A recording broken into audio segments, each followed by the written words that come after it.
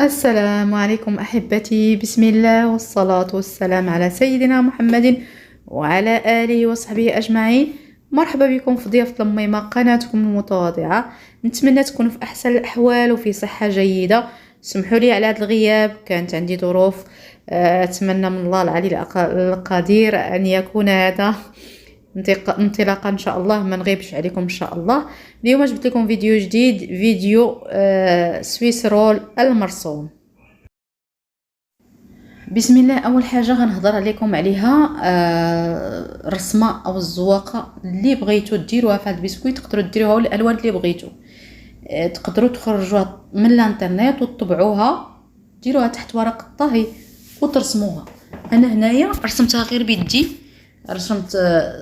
رسمت جلد الزرافه ورسمت هاد الورود غير بيدي، بحكم انني كنت كنرسم، انني كنت كنطرز، كنخيط، كندير ديكوراسيون. مهم رسمت غير بيديا، والاول مره كنصاوب هاد البسكوي، زعما نصاوبو مرسوم. ما البسكوي رولير مرات عديده انني صاوبته. مهم اول حاجه كنخدموا لاجينواز. انا هنا هاد لاجينواز غادي نهضر لكم عليها المقادير ديالها. المهم انا حضرت الجينواز كما شفتوا، ما بغيتش انا ندير معكم المراحل ديال الجينواز حيت الفيديو غادي يكون طويل. انا خدمت لاجينواز كما كتشوفوا هنايا، ودرت مقدار، درت واحد جوج ليفات، درت فيهم واحد شويه ديال لاجينواز. كل وحده درت فيها شويه، وحده لونتها بالوردي والاخرى لونتها بالاخضر. ودرتهم في جيب حلواني. وهنايا انا صاوبت الرسمه ديالي ودهنت الطاوه ديالي بالزيت ولصقت الورق الطهي ديالي. وهنايا بديت بالورود، غادي نديرهم بالغوز بالوردي، سمحوا لي. غادي ندير الورود كلشي ديالي باللون الوردي كما كتشوفوا معايا هنايا. راه سرعت الفيديو، وعاد غادي ندير اللون الاخضر، غندير به الوريقات. بالنسبه لاجينواز المقادير اللي درت فيها انايا هنايا هي 6 البيضات الا كانوا كبار و7 الا كانوا صغار. والمقدار ديال السكر والدقيق، كل بيضه كندير فيها 30 غرام ديال الدقيق و30 غرام ديال السكر. وهنا درت فيها واحد نص كاس ديال الزيت، تقريبا واحد 60 70 مليلتر ديال الزيت. ودرت فيها واحد 4 المعالق ديال الماء. هنايا سميتو مني رسمت الرسمه ديالي كندخلها للفران، كنسخن الفران، كندخلها للفران غير كتشمع.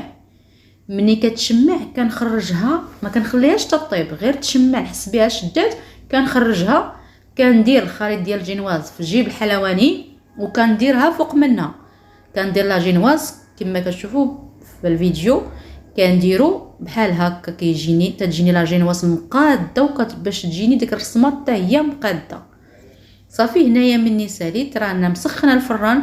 كنهز الطاوه ديالي كنضربها مع سطح العمل باش كتحيد ليا الهواء، وكندخلها للفران. انا دات لي في الطياب 10 دقائق، شعله الفوق والتحت 180 درجه. نتوما كل وحده فرانها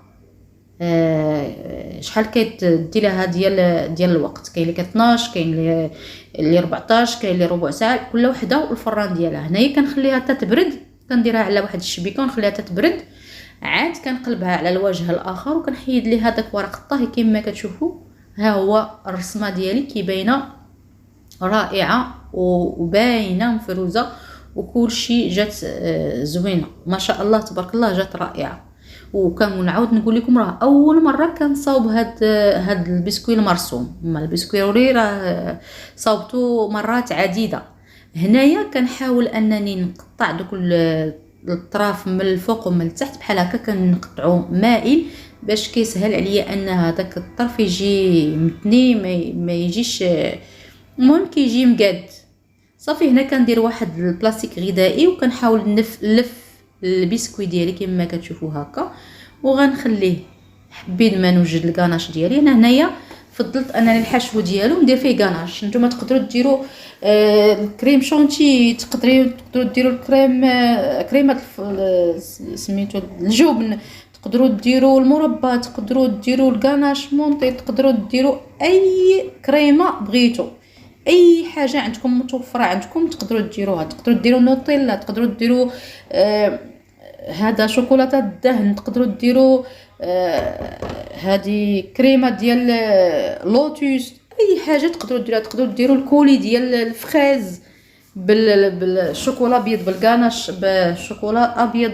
المهم اي حاجه تقدروا ديروا بها الحشو ديال البسكوي ديالكم، لكم الاختيار اي حاجه بغيتوها صافي. وهنايا راه كما كتشوفوا في الطريقه راني كنجمعوا دابا وكنزيروا مزيان، كنشد واحد الكورنه وكنزيروا مزيان باش يشد ليا مزيان صافي. وكنجمعوا وكنديروا في الثلاجه مده واحد ساعه ساعتين حتى يشد ليا. اصلا ديك الكاناج راه كتسد مع الحال بارد دابا دغيا كتشد، ما كيكونش المشكل انها ما غاديش تشد ولا غادي تاخذ وقت باش غادي تشد لي.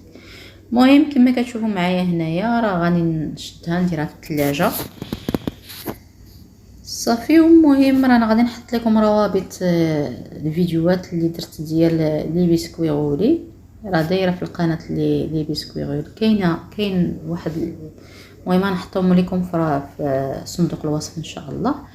وكما كتشوفوا معايا هنايا ها هو الفيديو ديال جلد الزرافه، حتى هو راه رسمته غير بيدي.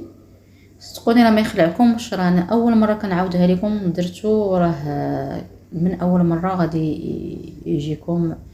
تبعوا غير هاد المراحل اللي درت لكم في الفيديو، ان شاء الله غادي يصدق معكم من التجربه الاولى. ونتمنى هذا الفيديو يعجبكم ويفيدكم، وما تنسونيش احبتي من البصمه ومن التعاليق ديالكم الزوينه اللي كتحفزني وتشجعني نعطيك اكثر واكثر. ان شاء الله مره غادي نحط لكم فيديوهات. سمحوا لي راه غير لي ظروف ما بقيتش كنحط وصافي. والصلاه والسلام على سيدنا محمد.